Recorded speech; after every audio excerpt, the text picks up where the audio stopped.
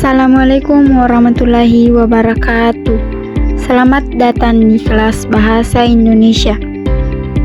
Pada video kali ini, kita akan mempelajari unsur-unsur puisi modern dan lama. Hari ini kita akan belajar tentang unsur-unsur puisi modern dan lama. Setelah menonton video ini, kalian diharapkan mampu memahami pengertian puisi, unsur fisik puisi dan batin, perbedaan puisi modern dan lama beserta ciri-ciri dan contohnya.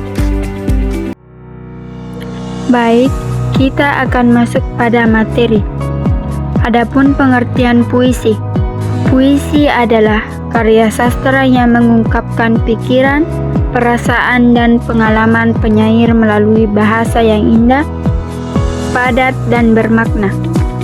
Keindahan puisi terletak pada pemilihan kata yang cermat dan bermakna, yang mendalam, sehingga mampu menyentuh hati pembaca dan membangkitkan imajinasi. Adapun unsur fisik puisi, yang pertama yaitu diksi, yang kedua imaji, yang ketiga majas, yang keempat rima dan irama, dan yang kelima yaitu tipografi. Baik, yang pertama yaitu diksi atau pilihan kata. Diksi adalah pemilihan kata yang tepat, indah, dan bermakna untuk menyampaikan maksud puisi. Kata-kata dipilih secara cermat agar sesuai dengan tema dan suasana yang ingin dibangun oleh penyair. Peran diksi. Diksi berperan penting dalam membangun suasana, emosi, dan makna dalam puisi. Pilihan kata yang tepat dapat membangkitkan imajinasi pembaca dan memperkuat pesan yang ingin disampaikan oleh penyair. Contohnya, angin berbisik lembut di tepi senja. Kata berbisik dan lembut menciptakan suasana tenang dan syahdu. Diksi yang kuat mampu menghidupkan puisi dan menyentuh perasaan pembaca. Dan yang kedua yaitu imaji atau citraan. Imaji adalah gambaran yang tercipta dalam pikiran pembaca melalui kata-kata dalam puisi. Gambaran ini dapat berupa visual atau penglihatan, auditif atau pendengaran, taktil atau perasaan atau sentuhan, olfaktori atau penciuman, maupun gustatori atau pengecapan. Fungsi imaji. Imaji berfungsi untuk membantu pembaca merasakan dan menghayati puisi secara lebih mendalam.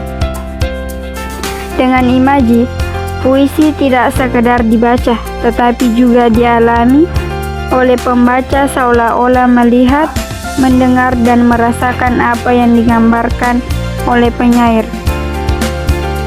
Contohnya, angin berbisik di antara dedaunan, imaji auditif dan visual. Dingin menusuk tulang di dalam sunyi, imaji taktil. Imaji yang kuat membuat puisi terasa lebih hidup dan mengunggah emosi oleh pembaca. Yang ketiga yaitu majas atau gaya bahasa. Majas adalah penggunaan bahasa kiasan untuk memperindah dan memperkuat makna dalam puisi. Majas membuat bahasa puisi lebih hidup, ekspresif, dan penuh daya ungkap yang melampaui makna harfiah kata-kata. Contohnya, metafora, perbandingan langsung tanpa kata pembanding. Simile, perbandingan menggunakan kata seperti atau bagai. Personifikasi, memberikan sifat manusia pada benda mati atau alam agar terasa hidup dan bernyawa. Dampak, majas memperkaya keindahan dan kedalaman puisi. Dengan majas, penyair mampu menyampaikan perasaan yang kompleks secara singkat, padat, dan berkesan bagi pembaca. Yang keempat yaitu rima dan irama. Rima adalah pola pengulangan bunyi yang terdapat di akhir baris dalam puisi. Pola ini menciptakan keselarasan bunyi yang memperindah puisi. Contohnya, rima akhir AB, rima silang, dan rima peluk. Irama. Irama adalah aliran dan ketukan dalam puisi yang menciptakan musikalitas. Irama terbentuk dari panjang pendek suku kata, tekanan, dan jeda dalam pembacaan puisi sehingga puisi terasa hidup. Rima dan irama sangat penting dalam puisi lama atau pantun dan syair yang terikat aturan bunyi ketat. Dalam puisi modern, keduanya lebih bebas, namun tetap digunakan untuk membangun keindahan dan musikalitas. Dan yang kelima atau terakhir yaitu tipografi dalam puisi. Tipografi adalah tata letak visual puisi yang mencangkup pengaturan baris, spasi, dan bentuk tulisan. Tipografi mempengaruhi cara pembaca membaca dan mengintegrasikan puisi secara keseluruhan.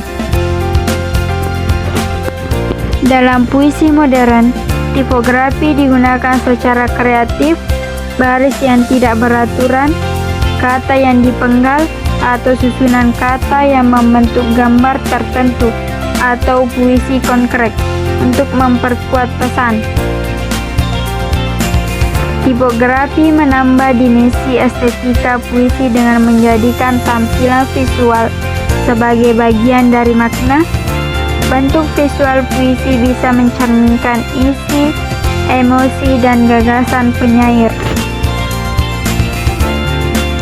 Adapun unsur batin puisi, yang pertama yaitu tema, kedua rasa, ketiga nada, dan yang keempat yaitu amanat. Yang pertama yaitu tema. Tema adalah ide pokok atau gagasan utama yang menjadi landasan sebuah puisi. Tema menjadi inti dari keseluruhan isi dan makna yang ingin disampaikan penyair kepada pembaca.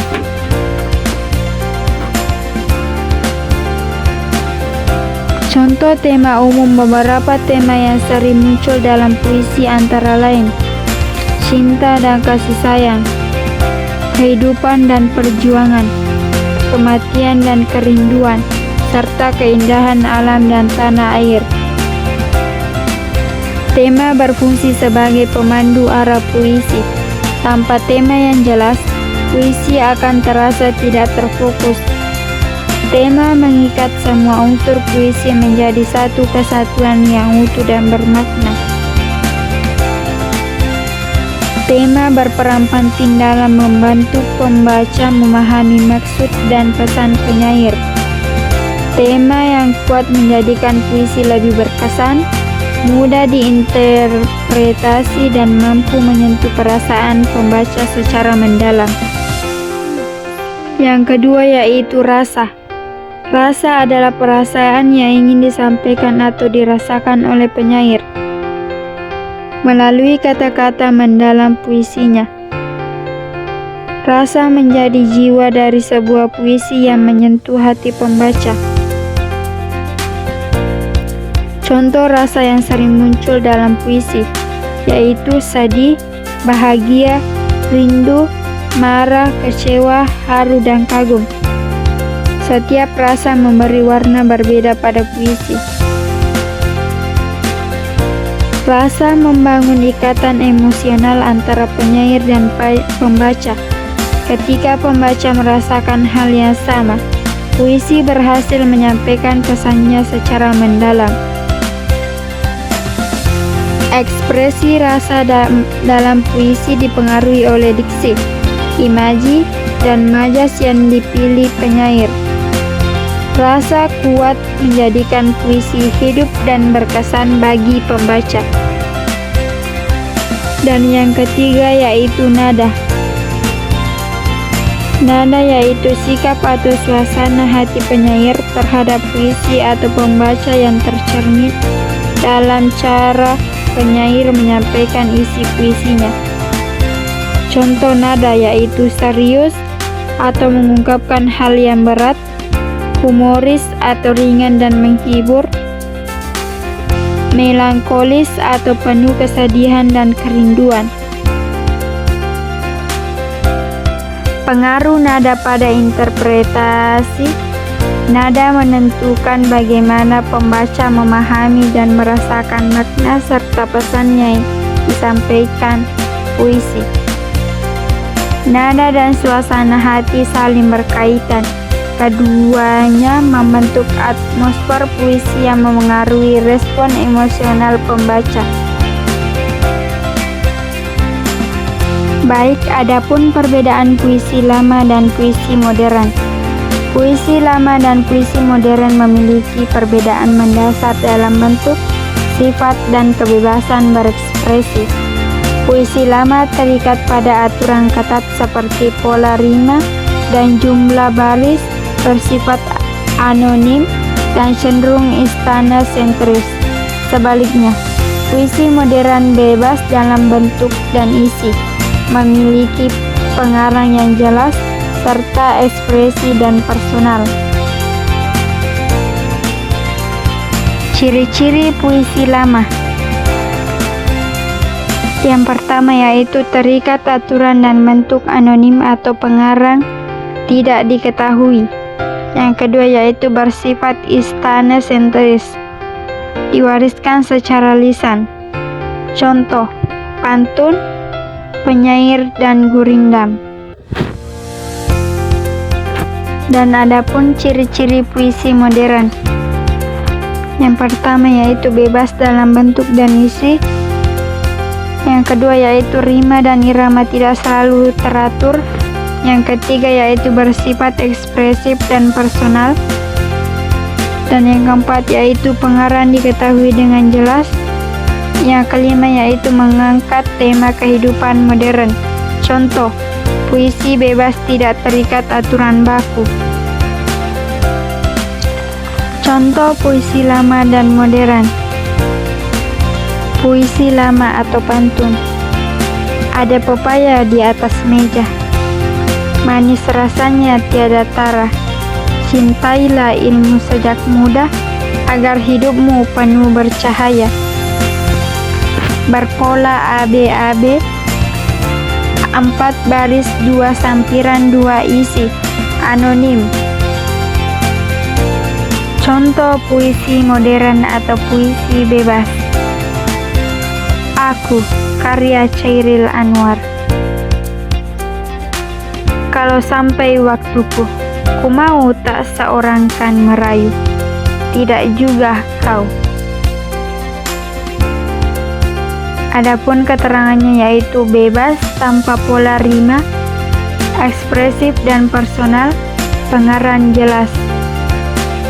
Adapun perbedaannya yaitu puisi lama terikat aturan rima dan baris, anonim bersifat istana sentris.